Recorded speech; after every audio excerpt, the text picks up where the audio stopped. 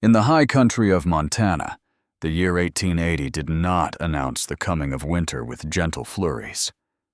Instead, it arrived with a cruel, biting wind that screamed through the canyons of the Rockies, carrying the scent of frost and the bitterness of a dying season. For Silas Thorne, the cold was more than just a drop in temperature. It was an old enemy that had finally breached the walls of his home. He stood by the window of his cabin, a structure of rough-hewn cedar that his grandfather had raised with bleeding hands. The wood groaned under the pressure of the gale, a low, haunting sound that seemed to echo the hollow ache in Silas's own chest. He gripped a tin mug of coffee long since gone cold, his knuckles white against the metal. Outside, the world was fading into a bruised shade of indigo and charcoal. The sun had dipped below the jagged peaks, leaving behind a sky that looked like a healing wound. Silas watched a single tumbleweed skip across the frozen yard, a nomad with no place to rest. He felt much like that weed uprooted, driven by forces beyond his control, and tumbling toward an inevitable end. The silence inside the cabin was heavy, thick with the dust of memories and the lingering scent of tobacco that his father used to smoke. It had been 6 months since they laid the old man in the hard, unforgiving earth, and the house had never felt larger or more empty. Every creak of a floorboard was a reminder of what was gone, and every gust of wind was a reminder of what was coming, the end of the Thorne legacy. His eyes traveled across the room past the cold hearth and the empty rocking chair, landing finally on the small oak table where a single lantern flickered. The flame was low, struggling against the draft, much like Silas's own will to keep fighting. The ranch was starving. The cattle were thin, their ribs showing through hides shaggy with winter coats, and the creek that fed the lower pasture was beginning to glaze over with ice. He was a man of iron and grit, a man who had survived droughts and predators, but you cannot shoot a debt, and you cannot outrun a bank's ledger. The silence of the frontier was no longer a comfort. It was a weight that pressed against his temples, demanding an answer he did not have. Silas moved toward the table, his boots heavy on the floorboards, each step sounding like a drumbeat in the quiet room. He sat down the chair, complaining under his weight. There, illuminated by the dying glow of the kerosene lamp, lay the silent signature that haunted his nights. It was a formal document from the Territorial Bank, decorated with elegant, sweeping calligraphy that masked the cruelty of its intent. The ink was dry, yet to Silas, it looked like a fresh stain on his family's honor. His fingers, scarred from years of wrestling cattle and mending barbed wire, traced the edges of the parchment. The paper felt cold, unnervingly smooth, compared to the rough textures of his life. It was a foreclosure notice, a polite way of telling a man that his sweat, his blood, and his history no longer belonged to him. The bank demanded payment by the first frost, or the Thorne Ranch would be auctioned to the highest bidder. Silas knew who that bidder would be. Men like Miller didn't wait for opportunities. They created them by squeezing the life out of honest ranchers. He looked at the signature at the bottom of the page, the bold, arrogant scrawl of a banker who had never felt the sting of a Montana winter. That signature was silent, but it screamed louder than any gunshot. It told him he was failing. It told him he was alone. He leaned back, closing his eyes, letting the darkness of the cabin wash over him. He needed help. Not just an extra hand in the field, but someone to keep the hearth burning, someone to push back against the encroaching shadow of this house. He had placed an advertisement in the Great Falls Gazette weeks ago, a desperate plea for a housekeeper who didn't mind the isolation or the grim prospects of a failing ranch. He didn't expect anyone to answer, Who would choose this? Who would walk into a storm just to help a man who had forgotten how to speak of anything but loss? Yet as the wind howled once more against the logs, Silas felt a strange shiver. Not from the cold, but from a sudden inexplicable sense that the silence of his life was about to be interrupted by someone who understood the language of shadows as well as he did. The arrival of the weekly stagecoach was usually a non-event for Silas, a distant rattle of wheels that never turned toward his gate. But that morning the heavy iron-bound wheels bit into the frozen mud of the thorn driveway. Silas stood on the porch, his shadow long and jagged. He watched as a woman descended from the carriage. She did not arrive with the flourish of a city lady or the nervous energy of a new immigrant. She stepped onto the hard Montana dirt with a strange, heavy grace, as if she carried the weight of the horizon in her very bones. Her name was Evelyn, though Silas would not hear it spoken for a long, long time. She was dressed in a coat of charcoal wool, frayed at the cuffs, and stained by the dust of 100 miles. A simple gray bonnet shadowed her face, but it could not hide the story written in her features. Evelyn was not beautiful in the way the poets described. Her beauty was like the land itself, rugged, enduring, and forged by fire.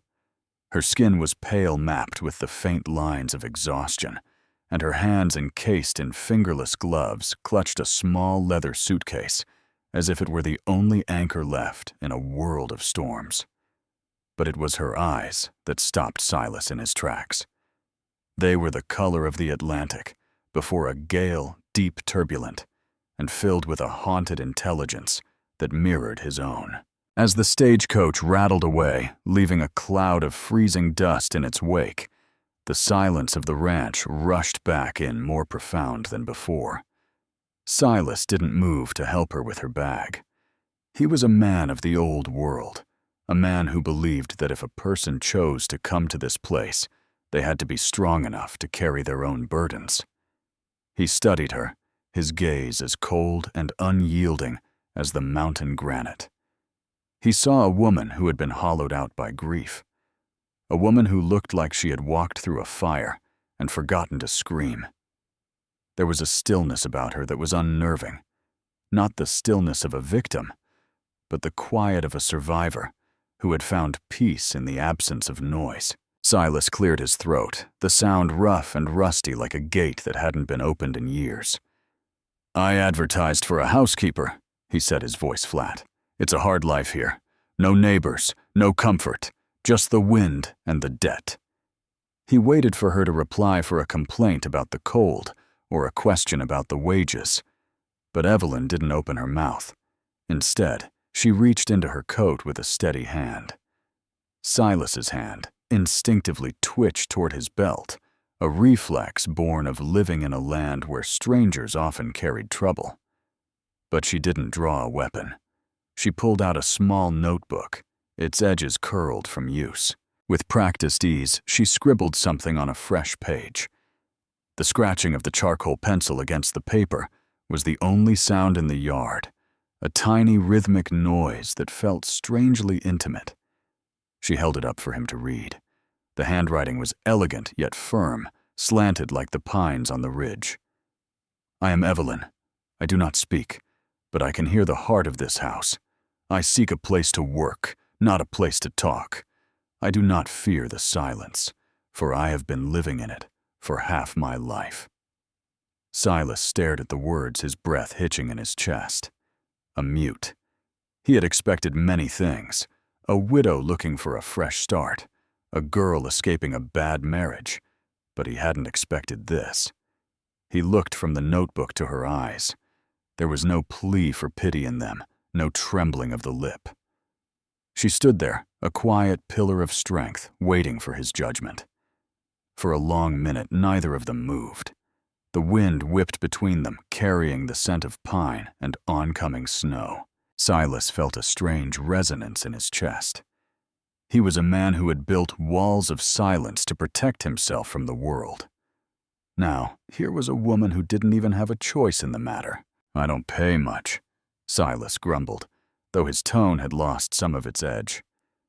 "And the stove is temperamental. If you can't handle it, the next coach is in 7 days."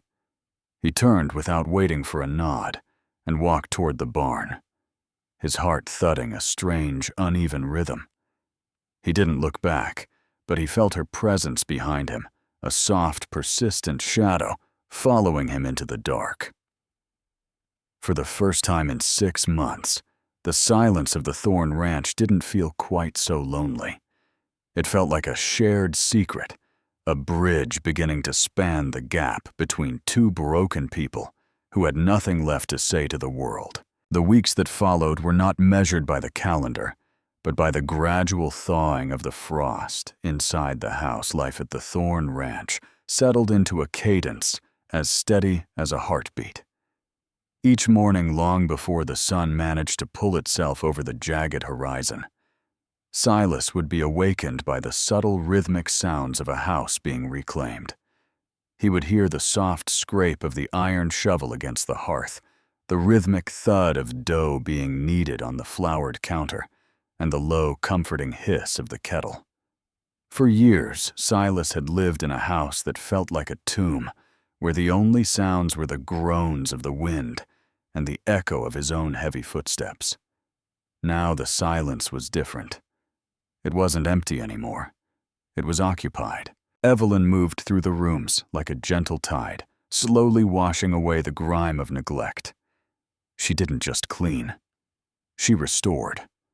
Silas would come in from the freezing barn, his joints aching, and his spirit worn down by the endless toil, only to find a bowl of hot stew waiting for him, the steam smelling of rosemary and wild onions. There were no hellos, no thank yous, and no polite inquiries about the weather. They existed in a world of shared tasks and unspoken understandings. Silas found himself watching her more than he cared to admit. He watched the way she handled the fragile china as if it were made of gold, and the way she tended to the small garden patch despite the encroaching cold. She had a way of bringing order to chaos without ever making a sound. One afternoon, Silas returned to find his favorite wool coat, the one he had torn on a jagged fence line months ago, lying on his chair. It wasn't just mended. The stitching was so intricate, so precise, that it looked like a decorative pattern rather than a repair. He ran his calloused thumb over the thread, feeling a sudden sharp pang in his chest. It was a gesture of care he hadn't experienced since his mother passed away. He looked across the room at Evelyn, who was busy polishing a brass lamp. The sunlight caught the copper highlights in her hair, and for a moment the gloom of the cabin seemed to vanish. He wanted to say something, anything, to acknowledge the work she was doing, but the words felt too large for his throat. Instead, he simply put the coat on and went back out into the wind, his shoulders feeling a little lighter than they had that morning. The true connection, however, didn't happen through big events, but in the small, accidental moments that felt like electricity in the quiet air. One evening, as the shadow stretched long across the kitchen floor, Silas reached for the wooden water ladle at the same moment Evelyn did. Their fingers brushed just for a heartbeat. Silas felt a jolt go through him, a sudden warmth that had nothing to do with the hearth fire.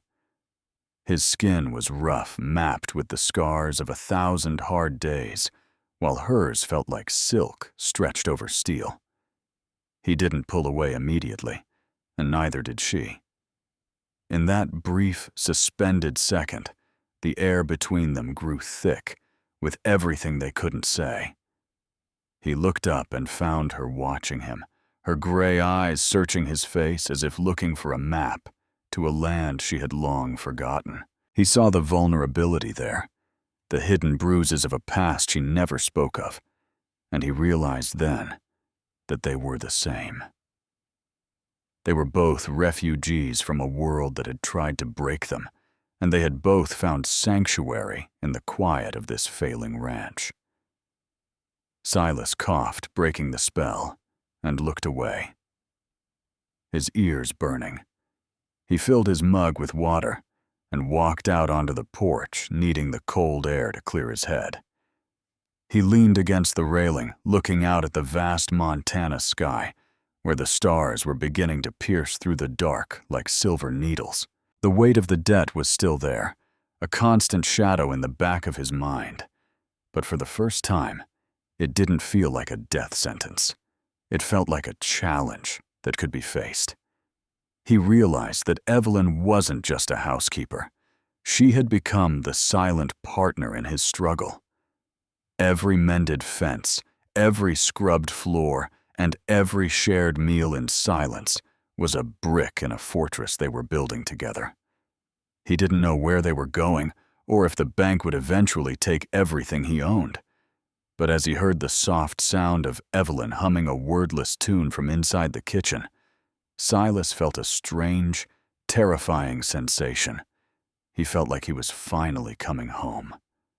The cold Montana night didn't feel quite so hollow anymore, because the silence was no longer something he had to endure alone. The fragile peace of the Thorn Ranch was shattered, not by a storm of nature, but by the arrival of a predator in a fine suit. It was a Tuesday afternoon, when the rhythmic sound of galloping hooves announced the presence of Mr. Miller, the man who held the keys to the territorial bank and the fate of Silas's land. Miller was a man who grew wealthy on the misfortunes of others, a vulture who waited for the first sign of weakness before circling for the kill. As the three horses came to a jarring halt in the yard, the dust settled on the porch where Silas stood like a sentinel of ancient stone. Miller didn't dismount immediately. He sat atop his well-fed bay stallion, looking down at Silas with a smile that never reached his cold, calculating eyes. To Miller, this land wasn't a home or a legacy.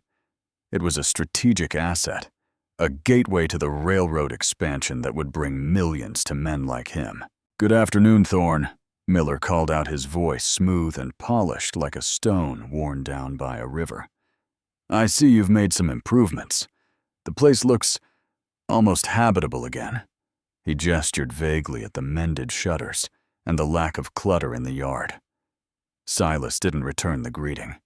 He stood with his feet planted wide, his silhouette blocking the entrance to his home.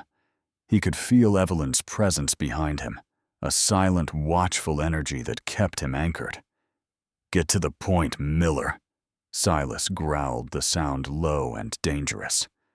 "I'm a busy man, and you're wasting my daylight."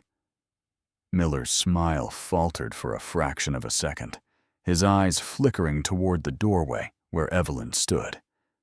He had heard rumors of the mute housekeeper, and he viewed her as just another liability Silas couldn't afford. "The point is simple, Silas. The first frost has arrived, and the bank's patience has run dry.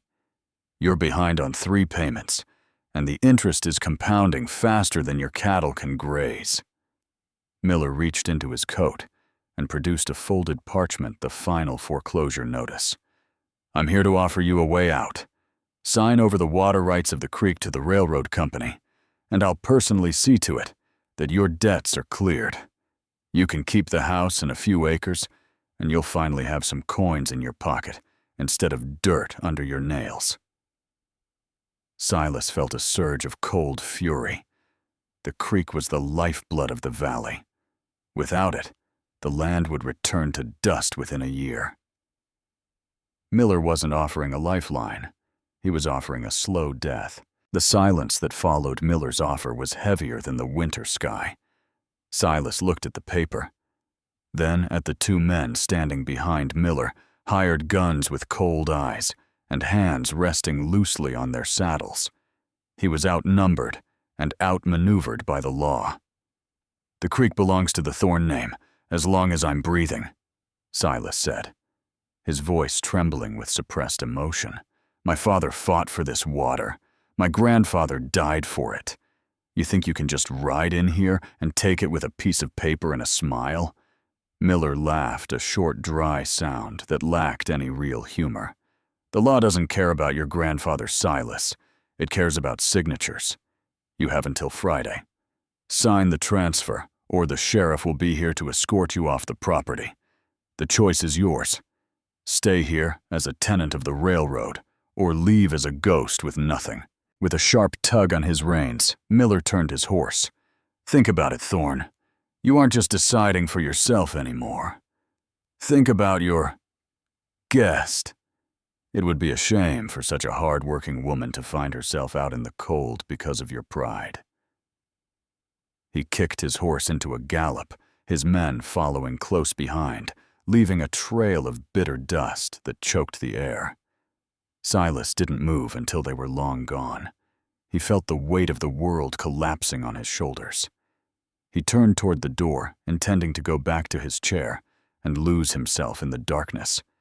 But Evelyn was there, blocking his path. She was looking at him with an intensity that burned.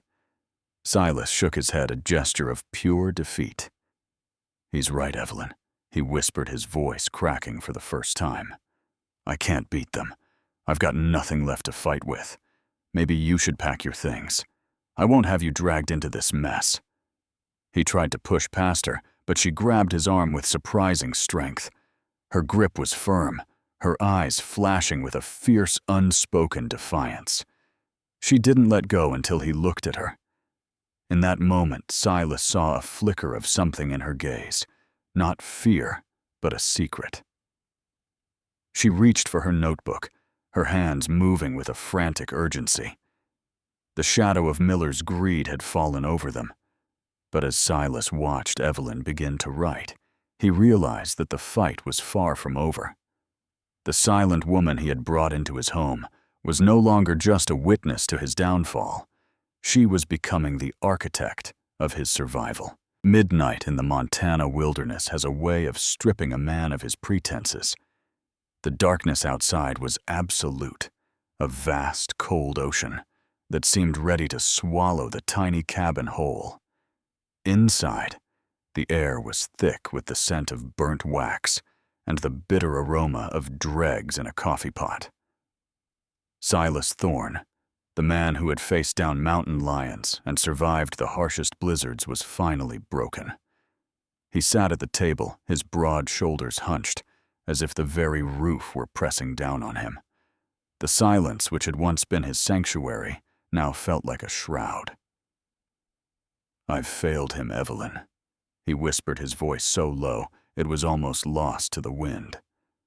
"My father gave his life for this dirt. He bled for every fence post, every acre, and I'm going to lose it all to a man who wears silk vests and never worked a day in his life." He let out a jagged breath, a sound that was half sob and half shudder. For the first time in his adult life, Silas felt the stinging heat of tears behind his eyelids. He felt a profound sense of shame, a weight that made his very bones feel brittle. He was ready to surrender, to sign that paper and disappear into the frontier like a ghost. But then he felt it, a warmth on his shoulder. Evelyn's hand, usually so busy with the chores of the day, now rested firmly on his arm. It wasn't a gesture of pity. It was a tether. He looked up, his eyes bloodshot and weary, and found her watching him with an intensity that made his heart skip. There was no judgment in her gaze, only a fierce, unwavering loyalty that he didn't understand. She didn't write in her notebook this time. Instead, she reached into the heavy folds of her wool skirt and pulled out a bundle wrapped in oilcloth, tied with a simple piece of twine. Her movements were slow, almost variant. She placed the bundle on the table between them and nudged it toward him. Silas frowned, his curiosity momentarily overriding his despair. He untied the twine with trembling fingers, peeling back the layers of cloth. Inside lay a stack of old yellowed ledgers and a small, weathered tin box. He looked at Evelyn, confused, but she simply gestured for him to open them. As Silas began to flip through the pages, the world around him seemed to go still. The ledgers were not from the bank. They were personal records belonging to his father, hidden away in a floorboard that Silas had never thought to check. but Evelyn, with her quiet, observant nature, had found them during her cleaning. As Silas scanned the entries, he realized what he was looking at. They were receipts and handwritten claims, documented proof that his father had purchased the primary water rights from the territorial government decades ago, long before the bank even existed. But more than that, there were dozens of small, silent signatures from neighboring ranchers' men who had been helped by his father during the Great Drought. They were promises of support, legal vouchers, of shared resources that Miller's lawyers had conveniently overlooked. Then Silas opened the tin box. It was filled with the meager savings of a decade, piles of silver dollars, and crumpled bills. It was Evelyn's life's work. Every cent she had earned as a silent servant, every penny she had scraped together, was now lying on his table. She pointed to a fresh note she had written in the back of the ledger. "I did not come here to be a witness to your end, Silas. I came here because I recognize the silence in your soul. It is the same as mine. This money is not a gift. It is an investment in our home. These papers prove that the water is yours. Miller has no power here if we stand together." Silas felt a sob finally break through his chest, but it wasn't one of defeat. It was a release. The icy wall he had built around his heart for years didn't just crack, it disintegrated. He reached out and took her hand, his large, scarred fingers enveloping her smaller ones. He didn't care about the money or the documents at that moment. He cared only for the woman who had seen his darkness and decided to stay. He pulled her close, his forehead resting against hers in the flickering candlelight. No words were spoken, for no words were needed. In the deep silence of the Montana night, a new pact was forged. One signed not in ink on a banker's desk, but in the shared vulnerability of two souls who had finally found something worth fighting for. The signature of their future was silent, but it was the strongest thing Silas Thorne had ever known. The reckoning came on a Friday morning as the first pale shoots of spring grass began to push through the thawing Montana soil. Miller arrived with the sheriff in tow, his face twisted into a smug mask of victory. He expected to find Silas Thorne with his bags packed and his head bowed in shame. He expected to claim the water of the creek and watch the Thorne legacy wither into the dust of history. But as the horses slowed to a halt in the muddy yard, Miller found a scene he hadn't rehearsed. Silas was there, standing on the porch he had once been ready to abandon. Beside him stood Evelyn, her hand resting firmly on his arm, a silent sentinel of the justice they had reclaimed from the shadows of the past. When Silas stepped forward, he didn't reach for his gun. He reached for the truth. He handed the sheriff the yellowed ledgers and the original territorial land grants that Evelyn had rescued from the dust. As the sheriff's eyes scanned the documents, the color slowly drained from Miller's face. The signatures were undeniable. The water rights didn't belong to the bank, and they certainly didn't belong to the railroad. They belonged to the man who lived on the land. The law which Miller had tried to use as a weapon had now become his undoing. "It seems there's been a misunderstanding, Miller," the sheriff said, his voice cold, as he handed the papers back to Silas. "The Thorne Ranch isn't for sale, and this water is spoken for. I suggest you ride back to town before I find a reason to look into how these records were lost in the first place." Miller didn't stay to argue.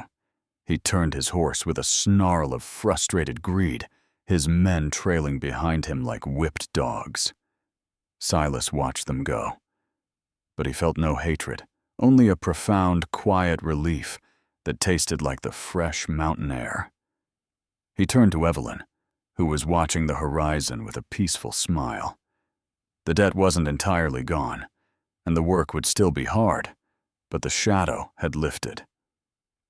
They had won back their home, and more importantly, they had won back their future. The silent signature that had once threatened to destroy him had been replaced by the silent courage of a woman who had given him a reason to stay. Time moved differently at the Thorn Ranch after that. It was no longer a place of mourning, but a place of beginning. The years softened the edges of Silas's grief, and the house filled with the sounds of life that had long been absent. There were no grand declarations of love, no flowery speeches, but anyone who visited could feel the warmth that radiated from the hearth. Silas and Evelyn moved in a silent harmony, a dance of two souls who had learned to communicate through the turn of a shoulder or the softness of a gaze. They built a life that was as sturdy as the cedar logs of their home, a life anchored in the land they had saved together. One evening, as the golden hour bathed the valley in a light that felt like a blessing, Silas stood by the stable, watching his young son, a boy with his mother's observant eyes and his father's steady hands, try to lead a pony. He felt a hand on his shoulder and didn't need to turn to know it was Evelyn. He reached up and covered her hand with his, their wedding rings, catching the last of the light. The silence between them was no longer a wall. It was a conversation. It spoke of the long nights of doubt they had survived, the shared sweat of the harvest, and the quiet joy of watching a new generation take root in this earth. Silas looked down at the tin box that sat on a shelf in the kitchen, the box that had once held Evelyn's life savings. It was empty now, the silver invested back into the ranch, but its value was immeasurable. It had been the price of their salvation. He realized that the greatest signatures in life aren't written on bank documents or legal deeds. They are the silent commitments we make to the people we love, the promises kept in the quiet moments when no one else is watching. As the sun dipped below the Rockies and the stars began to needle through the dark, Silas Thorn finally knew what it meant to be at peace. The Thorn legacy was safe not because of the land, but because of the silent woman who had walked into a storm and decided to stay. Their story was a silent signature written in the heart of Montana, and it would endure as long as the creek continued to flow toward the sea.